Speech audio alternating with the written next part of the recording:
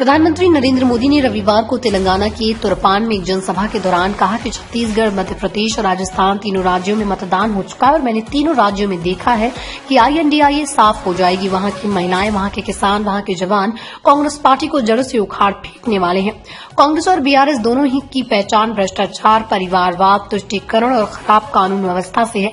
ये दोनों पार्टियां एक दूसरे की कार्बन कॉपी, इसलिए मेरे बात रखिएगा, दोनों से रहो सावधान। बीजेपी ही बढ़ाएगी तेलंगाना का मान।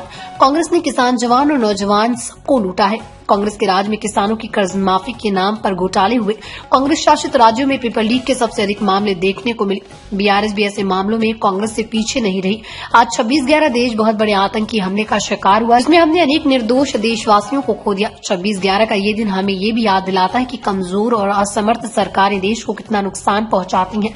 2014 में आपने कमजोर सरकार को हटाया और बीजेपी की सरकार बनाई, जिसके कारण आज देश से आतंकवाद का सफाया हो रहा है।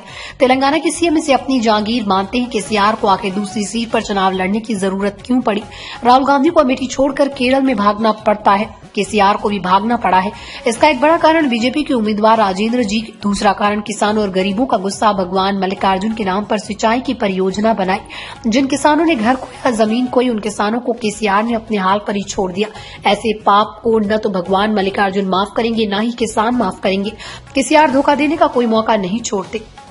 उन्होंने दलित मुख्यमंत्री बनाने के अपने वादे को धोखा दिया।